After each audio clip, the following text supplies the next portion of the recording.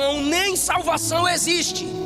Ninguém aqui pode ser salvo sem orar. E quando eu digo ninguém, eu estou falando você que está desviado, você que é do diabo, você que está no caminho largo, você que faz parte de falsas igrejas, de falsas religiões.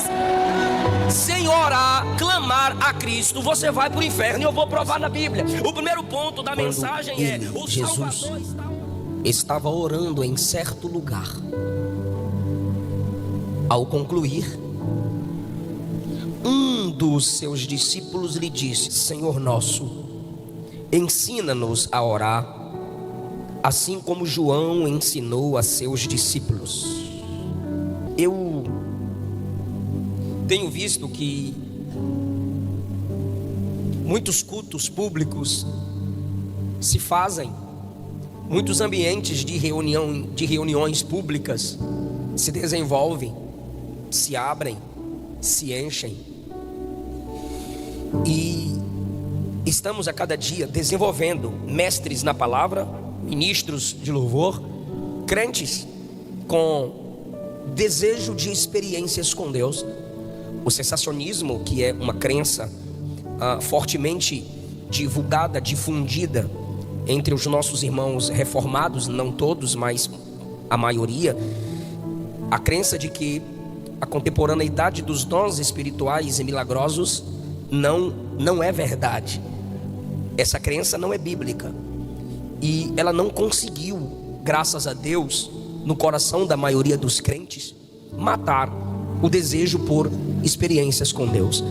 Num interlúdio místico de 2 horas, num ambiente como esse, onde cada canção nos faz lembrar de Deus, cada pregação nos faz lembrar do céu, cada testemunho nos desperta para o reino de Deus, o coração aquece. Eu quero isso para a minha vida, eu quero Deus, eu quero ser incendiado, eu quero o sobrenatural.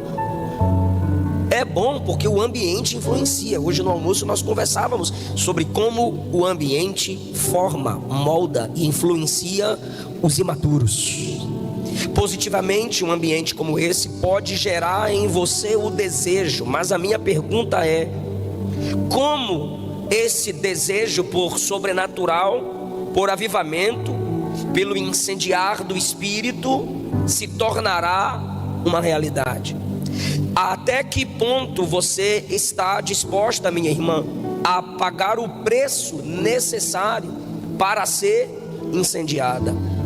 O que você estaria disposto a renunciar para de fato ser incendiado? E eu vou apresentar para vocês um caminho simples, porém ignorado por muitos de nós. Deus fez o homem simples, mas ele criou muitas invenções, já disse o sábio Salomão. E eu quero falar com vocês, subordinado a um tema que é uma pergunta: você ora? Está aqui e não está disposto a orar? Honrar um tema como esse sem estar disposto a orar, disposta a clamar, ajoelhar-se, quebrantar-se, ou mesmo em pé, porque o que mais importa é a posição da alma e não do corpo na oração, mas se esforçar para aqui está, desejar isso e buscar o sobrenatural, ser incendiado e não orar, você está perdendo o seu tempo. Lucas 11 é um registro da oração. O versículo 1 diz que Jesus está orando num certo lugar. Diz que quando ele acabou de orar, um dos discípulos lhe fez um pedido maravilhoso: Senhor, nos ensina a orar. E quando esse camarada pediu para que Jesus lhe ensinasse a orar, Jesus então lhes deu princípios de como construir uma vida de oração. E esses princípios perpassaram tempos e estão conosco até hoje, pois foram princípios de Cristo. Depois, os irmãos que já leram esse texto percebem que no versículo 9, Jesus incentiva a oração. Ele não apenas ora no versículo 1, ele dá incentivos para que oremos. Ele diz no versículo 9: pedi e vos será dado, buscai e encontrareis, batei a porta e se abrirá para vós. Porque todo o que pede, recebe, o que busca, encontra, ao que bate, se abre. Jesus está incentivando os crentes a orarem. Mas ele também, enquanto está dando os princípios da oração, ele está falando sobre o maior propósito de se orar. Não dá para ler Lucas 11 e isolar até o versículo 10, como se ele estivesse falando para qualquer tipo de gente orar por qualquer tipo de propósito, como se a oração fosse uma caixinha mágica de onde de lá sai o aladim, piririm, pim, pim, pensa que tu quer que eu estou aqui. Como se a oração fosse uma varinha mágica e é só usar o nome de Jesus e acontece. Não, ele está dando os princípios da oração. E como que ele conclui o princípio da oração? Versículo de número 13: se vocês, sendo maus, sabeis dar boas dádivas aos vossos filhos, quanto mais o vosso Pai que está no céu, que dará o Espírito Santo àqueles que lhe pedirem. Ele está orando no 1, ele manda pedir no 9, ele manda pedir no 10. Ele conta uma historinha nos versículos 10 e 12 sobre pedido de um amigo ao outro amigo. E quando você pensa que é pedir tudo, pedir de tudo, pedir qualquer coisa a qualquer hora, ele diz que a prioridade na vida de oração é receber o Espírito. Pergunta para mim por quê? Porque se nas suas buscas, na sua vida de oração, você não busca o enchimento do Espírito, a direção do Espírito, você terá mais orações negadas do que respondidas. Oramos fora do propósito. Pastor, eu já tive muitas orações respondidas. É porque o Espírito te conduziu a se conectar à vontade de Deus para a sua vida. Agora é um mistério que eu não posso te explicar. Chegar no céu, tu pergunta para Jesus se for possível. Por quê? Porque se é o que o Senhor quer fazer, eu tenho que orar.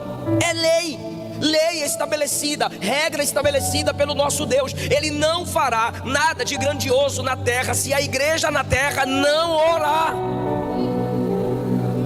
Ele não vai te incendiar, não vai te batizar, não vai te encher, não vai te usar, não vai. Sem oração, e já vai mensagem, nem já vai salvação existe.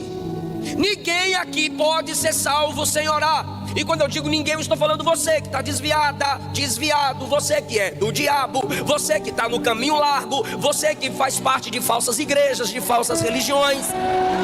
Sem orar, clamar a Cristo, você vai para o inferno. E eu vou provar na Bíblia. O primeiro ponto da mensagem é: ô povo inteligente, o Salvador está orando. Quem está orando aqui? O Salvador. Se o Salvador, que é o Salvador, está orando aqui, como que o homem pode ser salvo sem orar? Jesus orou em Lucas 3 no batismo. Jesus orou em Lucas 10 para escolher os discípulos. Jesus orou em Lucas 9 no Monte da Transfiguração. Antes que Pedro confessasse: tu és o Cristo, Filho do Deus vivo, Jesus orou. Jesus orou em Lucas 11. Jesus orou no Getsemane antes de ser preso. Jesus orou na cruz. O Salvador orava. Aí me vem duas perguntas à mente: por que você quer ser salvo sem clamar? Por que você acha que pode ser salva sem orar, sem humilhar-se diante de Deus? Eu não estou falando aqui a pagãos que nunca ouviram o Evangelho.